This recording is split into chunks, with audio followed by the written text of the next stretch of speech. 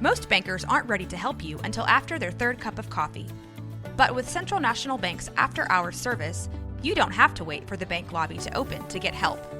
You can contact us from 6 to 8:30 in the morning or from 5 to 10 in the evening, and we'll connect you to a real, live, local person who can answer questions and fix problems 7 days a week. Bank different. Bank Central. Central National Bank. Member FDIC. Coming up on the Payoff, I am so excited about our next guest, which we'll have to wait to hear from till next week because some stuff came up and we had to cancel, which was my fault because I always wait till the last minute to tape these things. Not always, but sometimes. So anyway, a lot of times when you go on other podcasts, if you have a podcast, which seems like everybody has a podcast, they'll ask you, hey, can you share it on your feed? And I was lucky enough to get invited on the Busy Living Sober podcast. I had planned on putting this up on my feed. It's basically my story, what it was like, what happened, and what it's like now. So this is my story. I'm a drunk. Thank God I'm sober. I am in the bonus round of life, and that is illustrated over the course of the next, 50 minutes or so. So enjoy it, and I want you to hear this. This is a perfect wave acoustic version, just part of it, as it leads into a conversation I had with Elizabeth Chance a couple months ago. Podcast is from a couple months ago. Story is evergreen. Hope you guys don't hate it. Kevin Souza.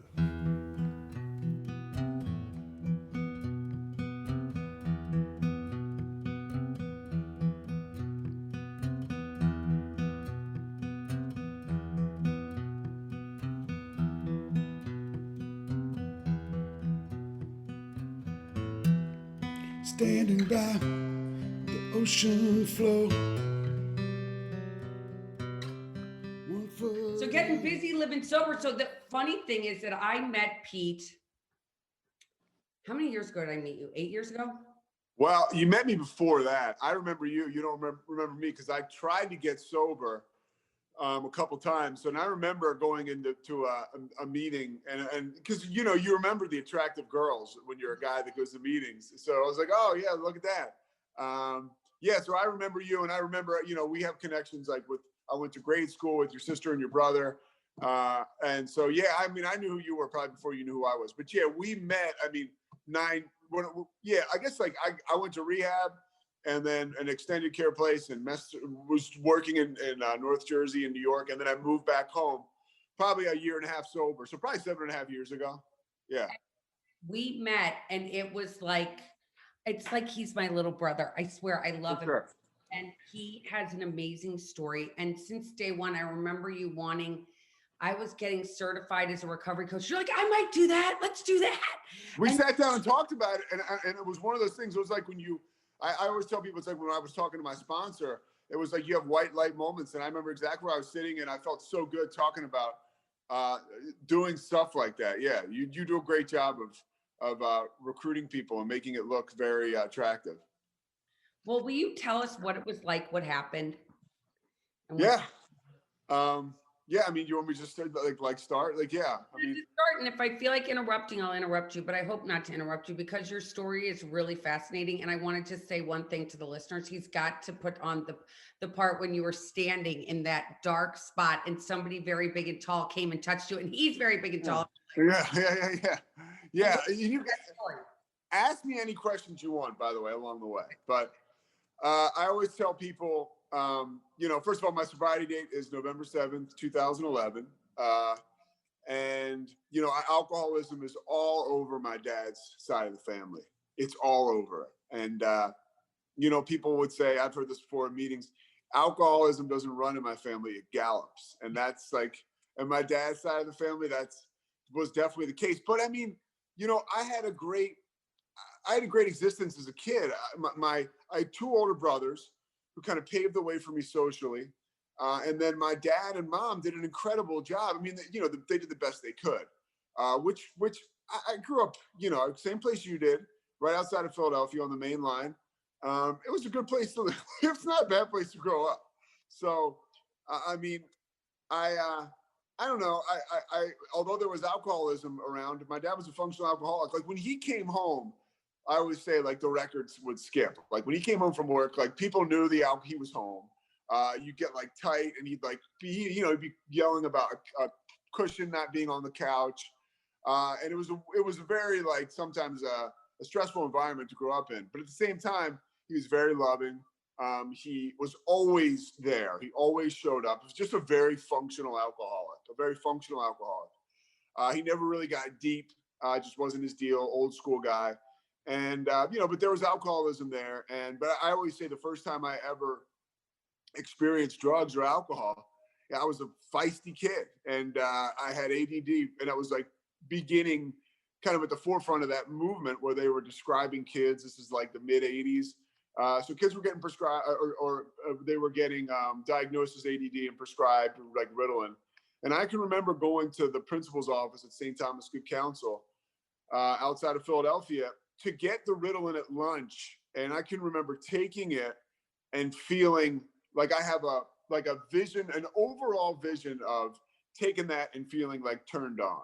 I mean, not every day, but I definitely remember, like, after the principal's office, I'll feel better.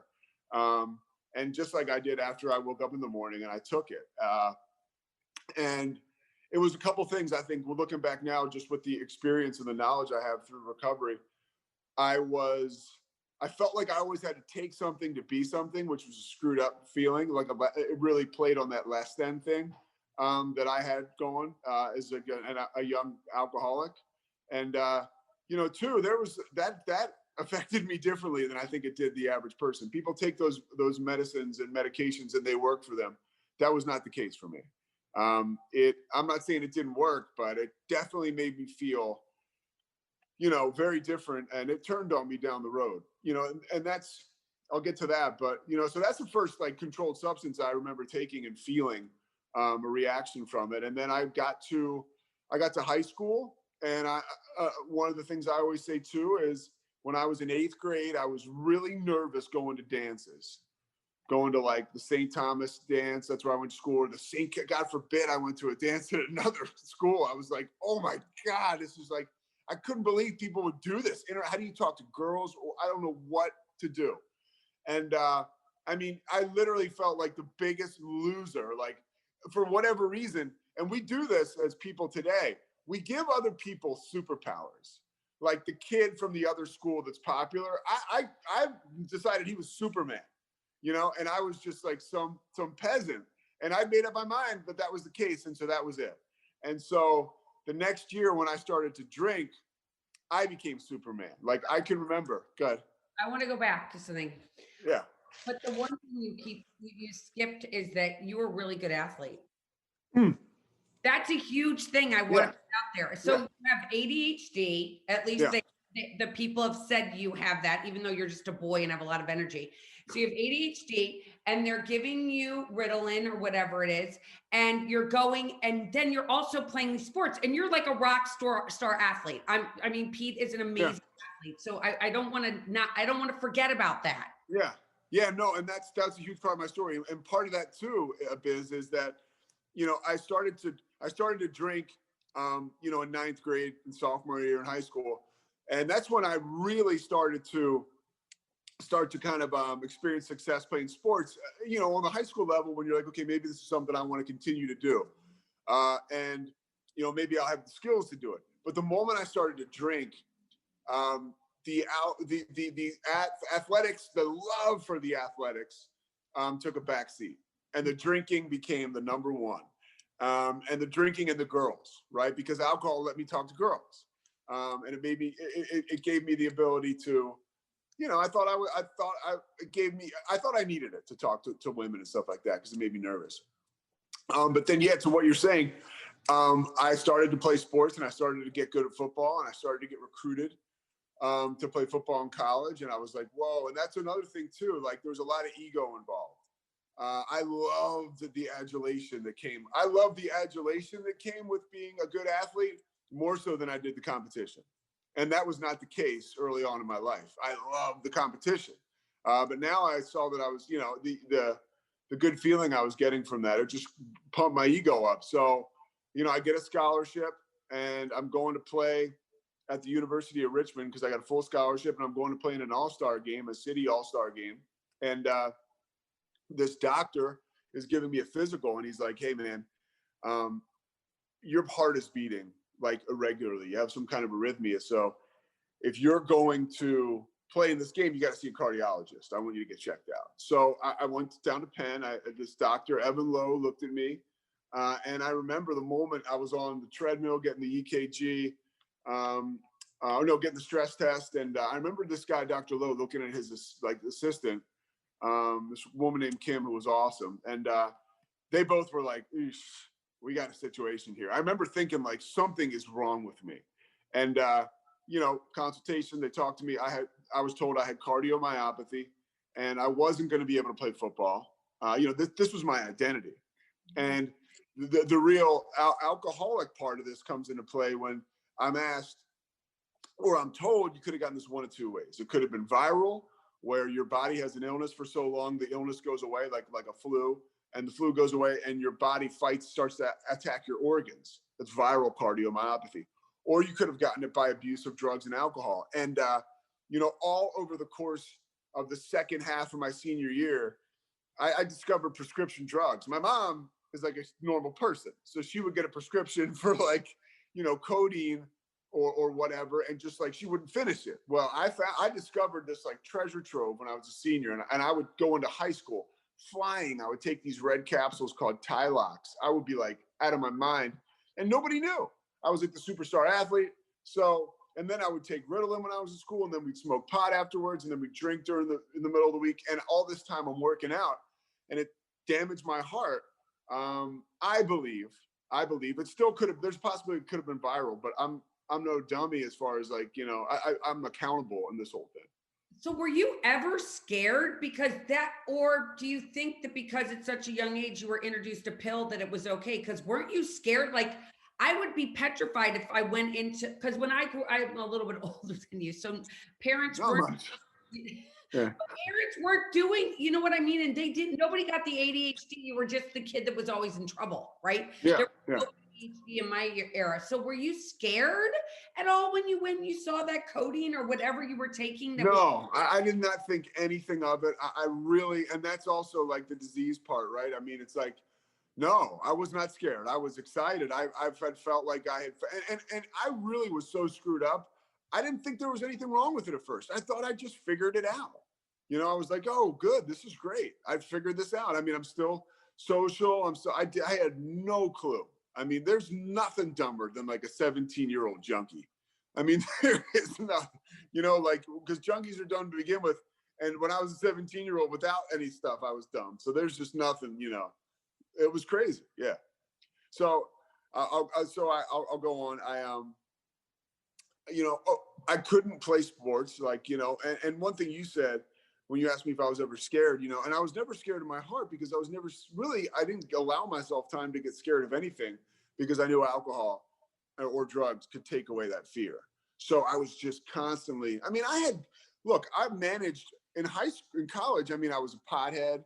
I stayed away from uppers probably 95% of the time in college because I was scared about my heart. I was like, okay, I need to respect that. But I got so drunk all the time. And, I was actually dating a girl, right? When I I wasn't dating women then. I was dating a girl, and I was a senior in college, and I really liked her.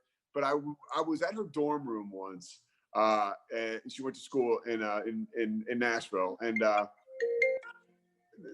is that her? No. So anyways, I like convinced her to give me an Adderall or whatever, because we've been drinking all day.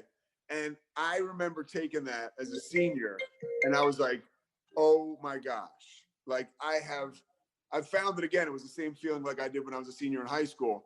And so I was really hooked on speed from that moment forward, because I found something that I could drink as much as I wanted to with. And that didn't give you that heart racing feeling at all, that you were like, oh my gosh, this isn't good?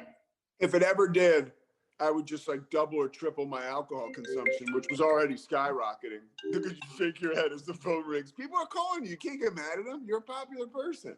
Busy living, right? Getting busy, and she's just like trying to ignore everything. So look, basically, no, the heart racing feeling never really happened to me because I was always like drinking so much, so mellowed out. And honestly, I was asymptomatic. That's a big part of my story. So I was still always running. I looked healthy. And I was still pretty much active, but I managed, I got through college because I was affiliated with the football team. And I had great resources there. And those guys, one, they don't want the kid who's getting a free ride. They kept me on scholarship because they're great guys. My coach, this guy, Jim Reed, kept me on scholarship, but they were also not going to let the guy that basically was just coasting, like not graduate or fail. Like they were like, this guy's not going to get in trouble. Like, let's just get him the hell out of here. So they made sure I went to class. I was affiliated with the team. I filmed practice, but I would film practice. I would smoke pot before most of the practices. I'd go out there and film. I'd do a terrible job. I would like impersonate coaches on the film. They would hear me. It was a circus. We had one guy, the guy who's the defensive coordinator for the Jacksonville Jaguars who recruited me. This guy named Joe Cullen was our defensive line coach at the time at Richmond. And I remember him looking up at me in the tower when I was filming. I think I had my shirt off and I had my feet up. I had flip-flops on, and he's like, "This is a circus," and it kind of was. But I made incredible, and it's cool too, getting sober and reaching out to people like Coach Cullen and letting them know him. So, that is like one of the greatest rewards. I've reconnected with everybody from the Richmond football program. So anyways, to get back on track, I get out of high school. I mentioned that I was, or got out of college, I graduated. I mentioned that I kind of rediscovered prescription drugs, and I was off to the races. I got a job. I lived in Philly for like about 3 or 4 months. There was a lot of ecstasy involved in that time. It was like 1999, 2000. And I remember that's the one drug I can really remember taking. And I loved it, but I was like, it's making me dumber. The next day I would just be like, look at that. Yeah. Like I got hit by a train. What was it? Yeah. I was talking to somebody about it today. It's like the next day you go for a run or you go to play tennis, like even 2 days later, you'd be like, what the hell is wrong with my body? Yeah. So luckily, and this is one of the things too, I thought I was very entitled, born on third base, thought I had a triple. I heard somebody else say that, raised in a good area, good enough athlete where he got a scholarship. I had 2 brothers paved the way for me socially. I did not understand gratitude and I certainly didn't understand hard work. And I got another opportunity. I got moved to New York when I was probably 6 months out of college. I worked with one of my best friends. We worked in New York City, and it was incredible. I moved up there. The moment I was walking down like 7th Avenue in New York, I was like, that rush in itself, it was like, again, it's like the fall of like 1999. I'm like walking down New York. I was like, holy, like I want to be here forever. This is all I want to do. And because it was an adrenaline rush, and this is without drugs. Then I started to do drugs, and it was game over. And, I started to, there was a lot of coke involved. And I won't tell you there was just a lot involved. And, it was just my addictive personality, just like the speed. The moment I did that, I was like, well, I'm going to do this forever, for the rest of my life.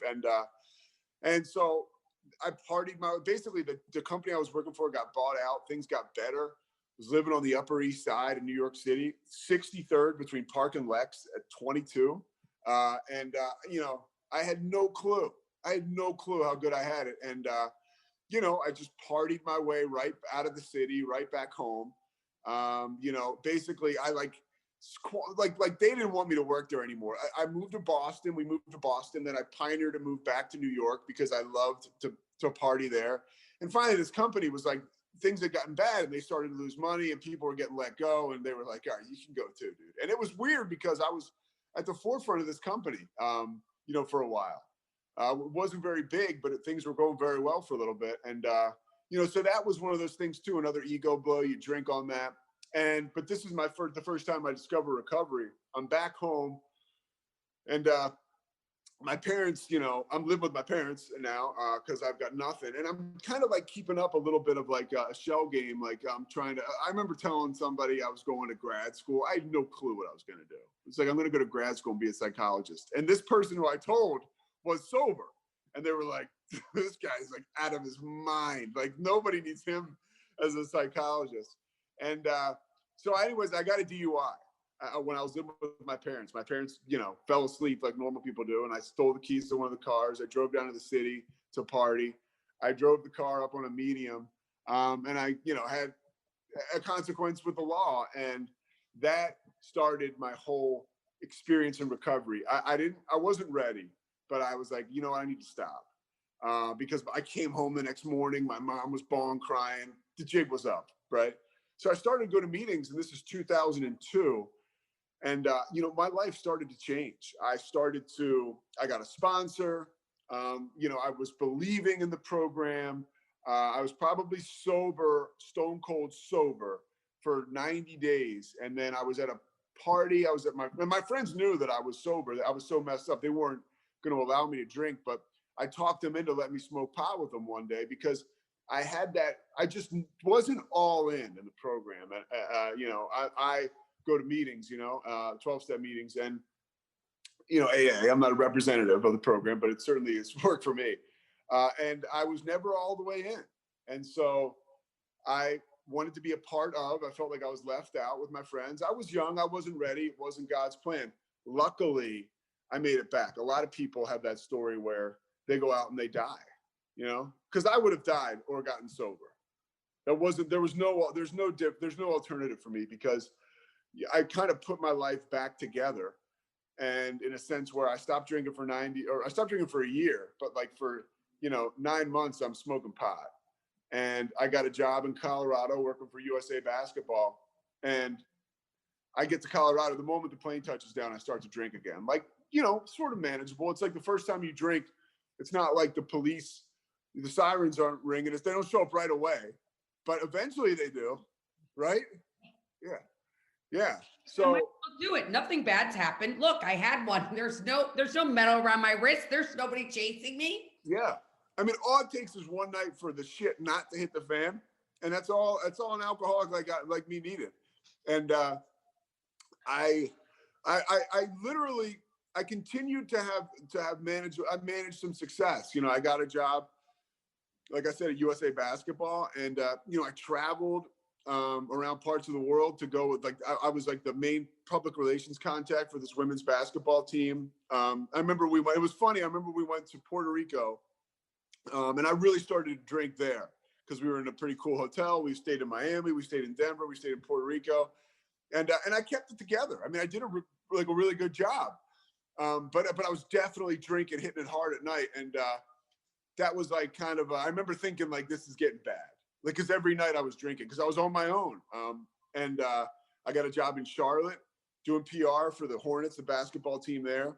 And then I really got back into the drugs there a little bit, and not a little bit, I did. And yeah, and I was probably about to lose my job there. Again, I was doing public relations there. You're traveling with the team. You're having contact with all the guys. While I was there, Michael Jordan bought the team. Like, you're having interactions with him, limited, but I mean, you're around him, and it was amazing. It was a great experience, and I'm happy that I was kind of with it for a portion of, a good portion of that experience. But then I got a job in Philly working for the Sixers, so I'm back with all my old haunts, all my old stomping grounds, and my friends could tell I was screwed up. They could tell, like, I was going back down to the city and partying. I moved to a place down in the city. I reconnected with a woman that I went to college with. Awesome person now. She was actually in a phase in her life where she just was going to party for a little while. I was in like, this is where I live. Like, you're perfect for me. And eventually she was like, dude, like, you got to stop, or we can't, like, see each other anymore. And we didn't see each other anymore because I didn't stop. But I always tell people too, lower companions, right? Like, you're with this girl, then you're with this girl, because you want to be with people who do things like you do them. Sorted places, lower companions. That's where I found myself. And I had no clue what was going on with me. And then I fell ass backwards. I lost the job with the Sixers. They eliminated my position, but I mean, like, they just wanted to eliminate me. I can promise you that. And I had made a lot of great friends there. And I've made a lot of incredible reconnections there in the 9.5 years since I've been sober, which has been like unbelievable. Because some of those people have really helped me along my way. And, and we'll talk about that because I'm about to get to the recovery. I was in Charlotte. I got a job back in Charlotte, working for the Hornets, doing radio for them. I continue to talk my way into stuff, you know? And I mean, then it got awful. It got awful down there. And, you know, Biz mentioned the story. The Bobcats were in the playoffs. Now they're the Hornets. They were the Bobcats at the time. Michael Jordan owned the team.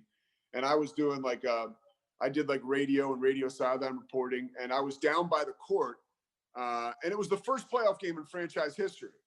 And for the Bobcats. And I was down by the court, and Michael Jordan walked by me, and he kind of just put his hand on my shoulder. He didn't know, hey, Pete, what's up? It wasn't like that. It was like, hey, I know you work for me. What's up, man? I'm trying to get to my seat. And I remember he patted my back, and I was under the influence at the time. And I remember being like, oh my God, what's going on, And it's like, this is the greatest player of all time. He's a cool dude. He's just he's just being smooth. And the team that I worked for, back as a PR guy, I worked there for the first year ever.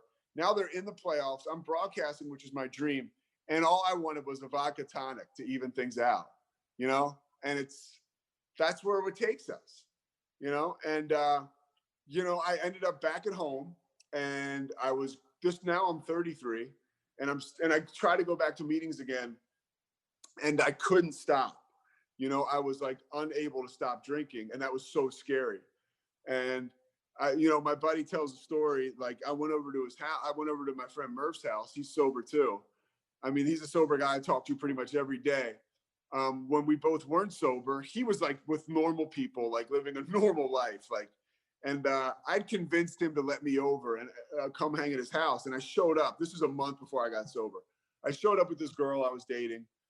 Me and this girl should not have been dating one another, but we show up at his house. We create a scene, as he tells it, I broke up with the girl at the party. There's normal people there at this party, and people that aren't like me. And he's got this big, nice house. And he basically tells me and this woman to leave. And we leave, and we back the car up into the creek at his house. So, and it was a long story, but there's other people that were showing up at his house. And he was like, you just got to leave, dude. Get out of here. And the next morning I went to his house, and they're taking a tow truck is getting this car out of a creek in his house, because we had to take a cab home. And I'm like, hey man, can we keep this between us? And he's like, dude, so I was holed up with that girl, and somehow my brother Michael got her phone number, and he called me on her phone. And that's one of those moments where you're like, oh my God, how does he have this girl's number? What is going on? It's like, oh, she's like, it's your brother. I'm like, what? My cell phone wasn't working anymore. Yeah, my cell phone wasn't working anymore because I lost it when we went in the creek.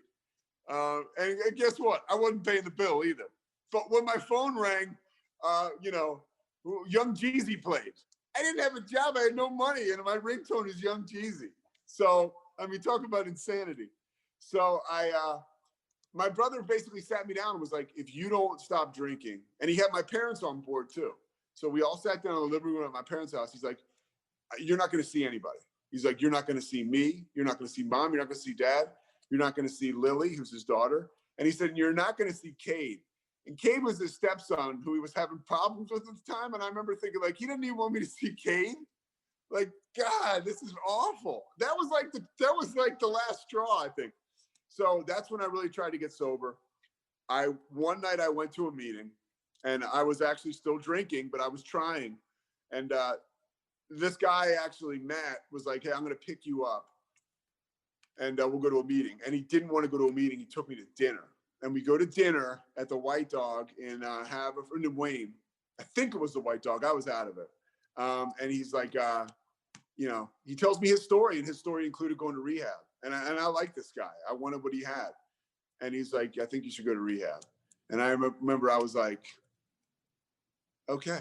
And and the moment I said okay, and I made that decision, I didn't stop drinking for another week, because the typical alcoholic fashion. I'm like, give me 1 week, And I made up some lie to go to Charlotte, North Carolina, and party for the last week, which was a weird week, but nonetheless, I came back home. And they say too in our literature in the big book, right? It's so crazy. You can try to, an alcoholic in the late stages of addiction, his life is this, or her, it's this big, right? Like it's big as your pinky, but like you're clawing and fighting to keep that life. That's the disease and the insanity of it. Like everybody, hopefully, is trying to give you help. There's so many hands reaching out, and all you're like, I got it, I'm good. And your life is a disaster, right? And like that is so awful. And the literature says, you know, let the alcoholic think it's their idea. And I went home from that dinner with my parents. I was like, I got an idea. I'm going to go to rehab. And they were like, no shit. They're like, thank God. They're like, get in the car, you know? They couldn't get me there fast enough. And my friends, the Rogers, who were affiliated with Karen, they got me like fast tracked as fast as I would allow. And I had a bed there, and I went to Karen, and my life completely changed. I mean, I want to go back to something. yeah. Most people that are on the track you were on and everything's imploding around them, they don't really care. They're like, okay, next, I'm good. I'm good. And did you have any shame? There was no like, oh my God, I'm not one of them, or because there's so much shame that's associated with addiction, right? There's so much. It's like the whole thing. I remember when people would talk about, I'm like, an alcoholic. I mean, that's like I work for, like, I got a job with, like, listen, you like, you've been working with like Michael Jordan. Like, I am not one of those people that hide, right? I mean, but you were. And how were you so accepting of that? Well, I think I would explain it like this. As if I had a nickel to leverage against getting sober, I would leverage that nickel. And, you know, one day I was totally out of nickels. I mean, I had the gift of desperation. I had no money. I had no job.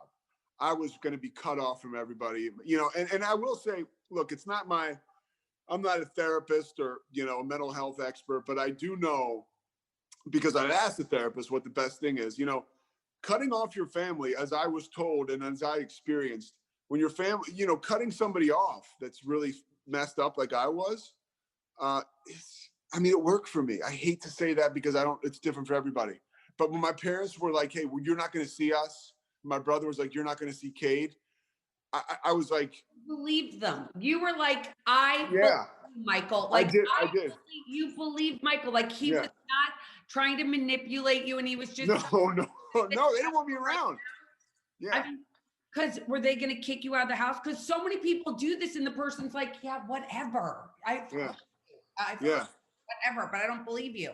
Yeah, I think like, and that's the thing. I believe they were. My brother Kevin he's really good at being. I mean, he's one of my best friends in the world, but he's good at being a dick when he wants to. And he you know, both my brothers are sober, and Kevin was a great example. He's like, look, dude, he's like, I'm not going to talk to you. He's like, until you get sober, he's like, I'm basically accepting the fact that you're a dead man walking. And that was hard to hear. So all these people really kind of eventually told me how it was. And that's what I needed. And the one recommendation too that I got from somebody, because you get these calls too, right? What do I do? My son can't stop drinking. How do I get him help? You know, yada, yada. What's the plan? And, you know, for me, I call people like you, or I call another mental health professional, and they say, I remember the best advice I ever got was like, just wait until the moment they come to you and say, I need help. Because if they're really that screwed up, at some point they'll have a horrible night, or they'll be completely broken, and they'll say, I need help. And man, if you have the resources, have a game plan ready right then and there, in place. The car's ready to go. We got you a bed here. We're going to make the phone call. We've had it reserved. Let's go. Because if you give the alcoholic 24 hours, they're going to wake up and be like, yeah, you know what? I'm good. I know. How did you go for that week? I mean, you said they said, all right, we're going. And you're like, I'll be back. I'll be back. You know what? And it kind of worked, because again, it was like, and again, I was really lucky that I didn't die during that week, because I was in the red zone. But I think that it was the fact that it goes back to like, just let him, if whatever gets you there, you know, once somebody is accepting and makes a plan, whatever gets you, where like you hear the stories like, okay, well, the guy showed up to rehab. He's wasted. He drank a bottle of Jack. Who gives a shit? We got him there. He's in a rehab now. You know, like that was, I was loaded when I showed up. my mom was like embarrassed. You know, this is the same woman who would clean up our house before the cleaning lady came. So dropping her son off to rehab being wasted, I'm like, I'm in rehab. Who cares? Like, this is it. So to pick up, that's, you know, this is when the recovery really, I get to rehab and my life starts to change. I was done. I was done. And I started to believe in a power greater than myself. You know, I was slow getting there, but I did because I knew that I wasn't the boss anymore. My best thinking had gotten me into a treatment center at 33 or 34. And, you know, I talked about people like, you don't need to be rich, right? You don't need to have a Rolls Royce. You don't need to have, a condo in Palm Beach and a home in Rye, New York. What you need is self-esteem. Like, and so I started to do things, esteemable acts. And that gave me self-esteem. I couldn't believe it.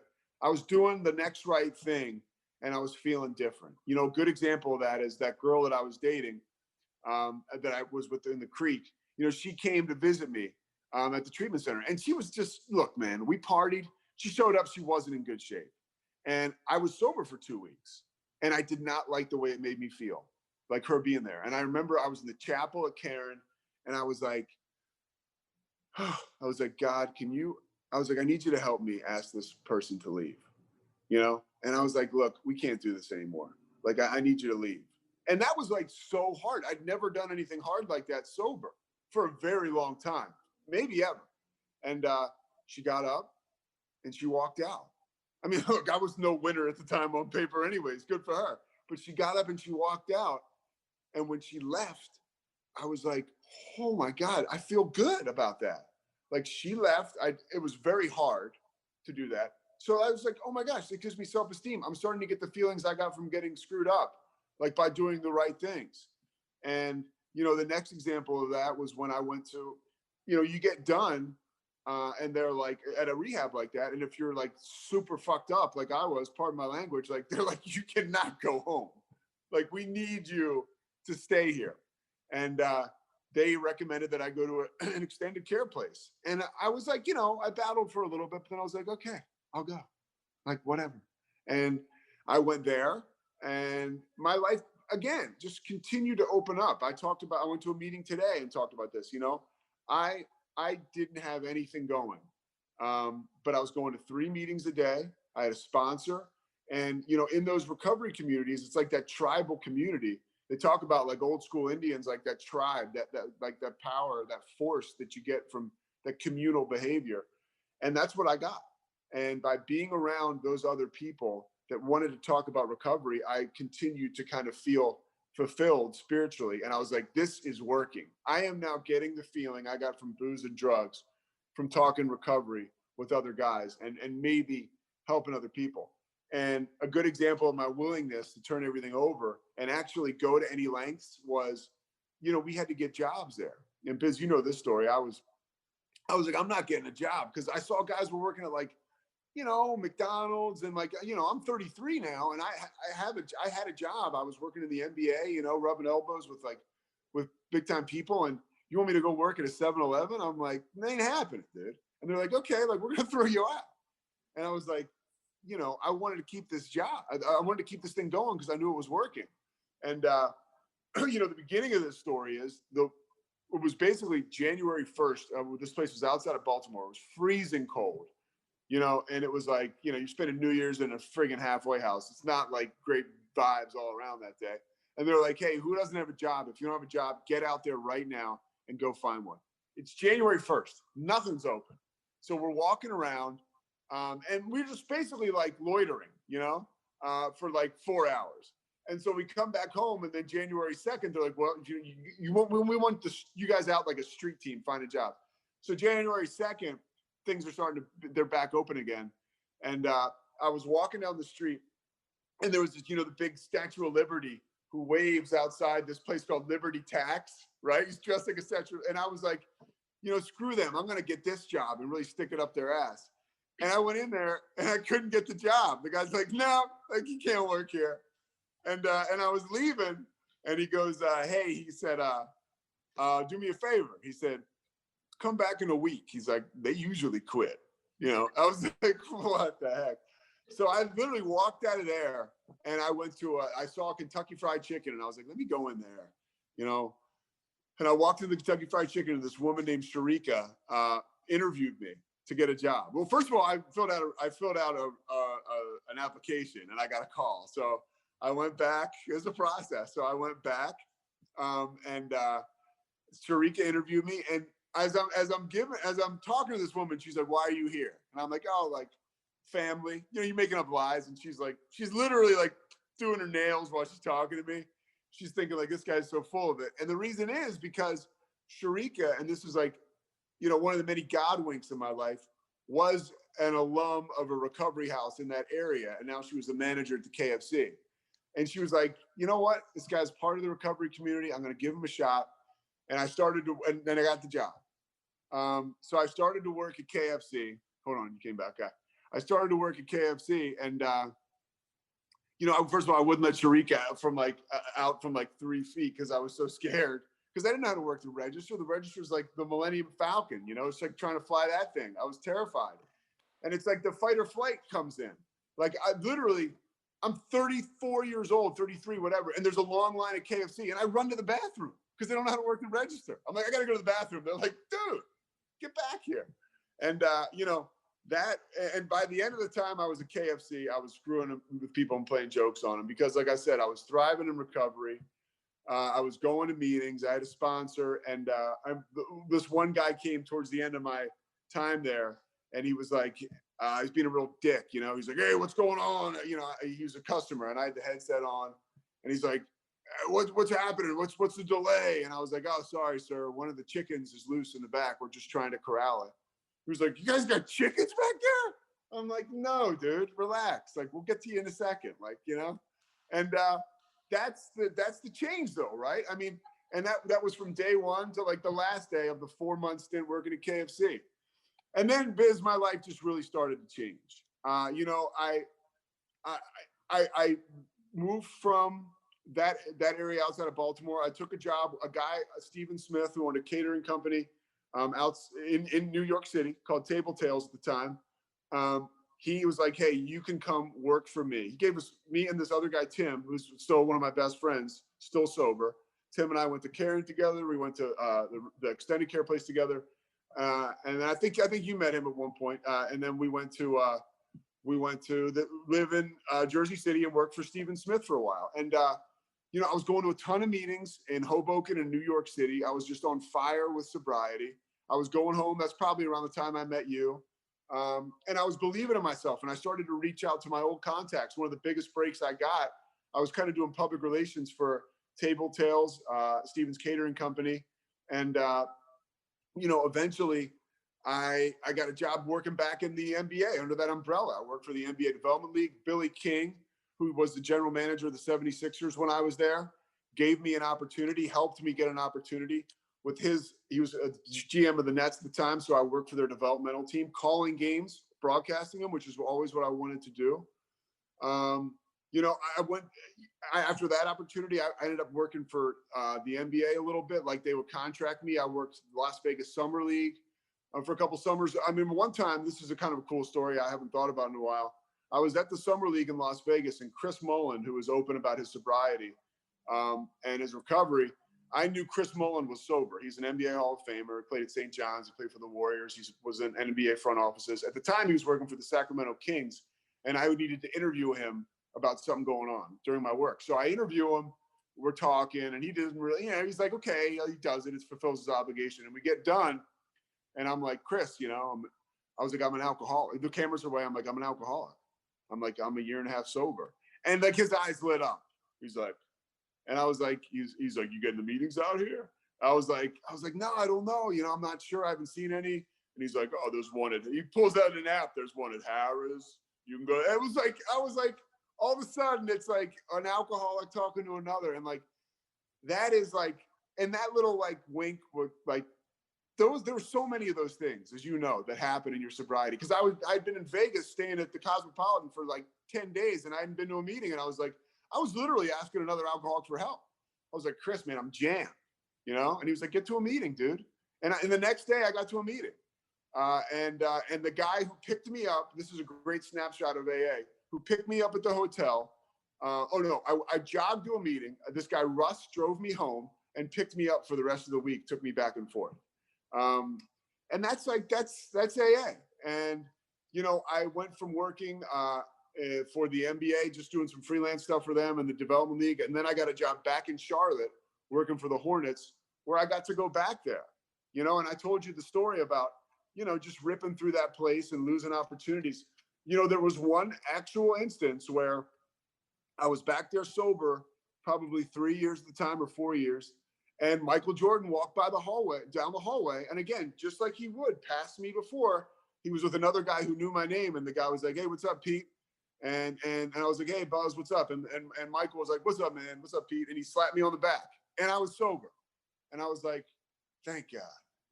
Talk about like another opportunity. So I have so many questions I want to get to. For one, I feel like when you're talking about being at KFC was when you really started to like yourself again. You were like, I know I'm all that in a bag of chips, but really I wasn't. I wasn't all that in a bag of chips. I was really deep down inside a drug addict. And here I am working at KFC. This is where my life has brought me to. I don't know what this is or what I'm doing, but I'm going to fall into it. And like when you told the story about the chicken, it was like that self-esteem came back, right? The life came back. And I in your story, because we all get to this place, like I'm so busy, I can't make a meeting. I can't make a meeting, but Chris Herring gets put in front of you and you're like, holy shit, that is the answer, going to a meeting. But our head will say no, right? My head says, no, I got this. Look at me. I got my stuff back. I go 10 days without a meeting, but by the grace of God, like Chris was put in your life. Yeah. And and you hear that throughout your story. And I'm going to fast forward us because I don't want to keep everybody for 2 hours listening just because we could go on for 2 hours. But I want to bring it up today and talk about how, I want to bring back the shame, because there's a lot of people that listen to this podcast that don't go to 12-step meetings. And there's a lot of people out there in the world that don't want to go to 12-step. AA doesn't have the best rap that's going out there in the world. We know that. And what do you think it was that kept you from telling people the truth about yourself, about the fact that you are an alcoholic? And when I was in active addiction or where you are today. And I think, because I want to bring up the fact that you now have a podcast. Yeah. Well, And that's similar to this. And you were finally able to say, this is me. This is the whole Pete. Yeah. Well, no, that's a great question. And you were helpful with that. I was back, before I started to do TV news, you and I had linked up when I was back in Philly, and you had this theme, sober, not ashamed. And you would have these speaking engagements where you were trying to break the stigma on alcoholism and drug addiction. And I would do some speaking during those events. And, you joke about it and say nobody was there, but I was there, and it worked for me. I mean, I was really invigorated by that. And it made me want to break the stigma. But as my career progressed, I was a little worried about it, because I was like, I'm not important enough in my job realm, right? I'm a news anchor now in Central Texas. I'm not on World News Tonight, where if I come out and I say, hey, if I tell this story, nobody's gonna like people are gonna be freaked out. Like you tell normal people what I just told you. I mean, and I don't tell people in that graphic detail, all the time, ever really. But I was worried about that. There was a fear. And so I wanted to start a podcast. And I will say this, I talked to the general manager at my station. I talked to other alcoholics about it. I talked to the general manager of my station. I said, look, I'm looking to do this. And honestly, Biz, I didn't know the positive backlash or anything that will, not backlash, but I guess the positive wave of momentum that will come from the decision. My general manager was like, do it. And I was like, I'm just going to interview other people. I'm not going to talk about myself. He was like, talk about yourself. He said, if you think you can help people, he's like, talk about your experience. And, they actually did like an article on me here when I got, and other news outlets picked it up. And, people like you experience are like, thank you for opening up, thank you. Because You said it on my podcast, The Payoff with Pete, by the way. You can get it on all platforms. You said it, so many people are like, my brother, my sister, my daughter, my nephew, they are a drug addict or they're in recovery, but don't tell anybody. It's like, dude, we got to tell people, it's not. Now, if you tell me not to tell anybody, I'm never going to say anything. But in the back of my mind, I'm thinking, it wouldn't hurt to, it's not like somebody's a serial killer. They're sick. These are sick people. I was a sick person. There's no shame. Somebody asked me that recently. I was like, no, like they were talking to me about somebody they know and they're drinking and drug addiction. I was like, you're dealing with a sick person. It's almost, unfortunately, you've got to picture them as somebody in a wheelchair with a debilitating physical ailment that it doesn't, that keeps them from moving and functioning like they should. That's how bad this stuff is. Well, and it's interesting. I'll tell you that someone just said to me, I had this person come to my house and she's going to help me do some stuff in my gardens, whatever. And so she walks up the door and she's like, oh my God, I'm so glad I have a new friend and you're sober. Cause everybody knows I'm sober. I tell everybody I'm sober. Like, yeah. I love that about you. I love it.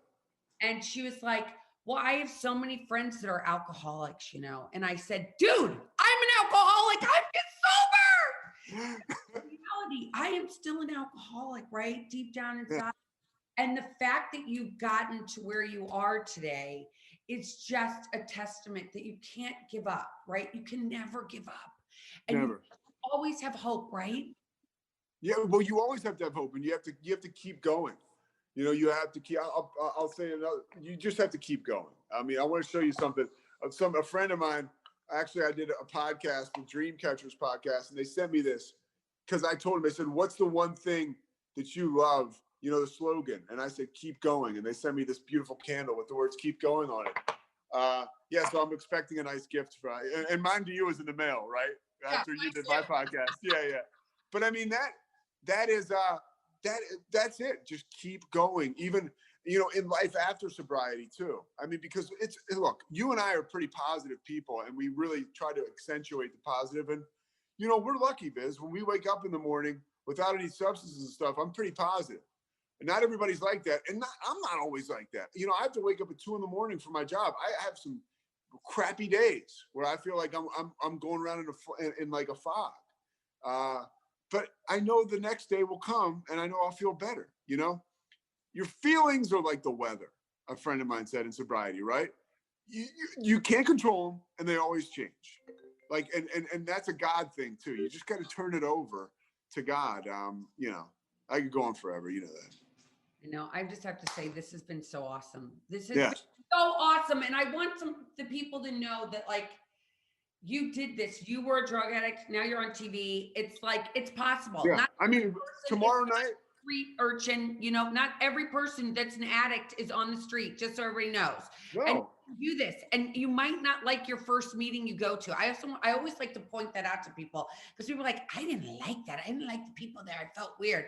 But what happens if you don't like a meeting? What do? You go to the next meeting. I mean, you keep going. It's like, you find another one. And literally, the one more thing I'll say, I'm calling baseball games tomorrow and Sunday for ESPN Plus here, like in Texas, and like that's all. Like, and those people know I'm sober. It's just like I've been open about that with the folks I work with there. I mean, everybody knows, and it's all good. And I just keep showing up. I'm so excited for you. I'm so excited about your podcast. I'm really excited for you, and I'm excited for your whole life. I mean, we're so blessed. It's beyond control. And you know what, Pete? Keep doing it. Okay? Keep going. Keep going. Don't cross myself this time. Thanks so much for listening to The Payoff with Pete. Once again, I'm Pete Souza. And of course, we are part of the Rogue Media Network. All kinds of good podcasts you can find at roguemedianetwork.com. And of course, you can find this podcast and all those other ones wherever you get your podcasts, iTunes, Spotify, other spots like that. Won't go quiet. Perfect waves on your own. Keep riding on to a present state of mind. This has been a Rogue Media podcast.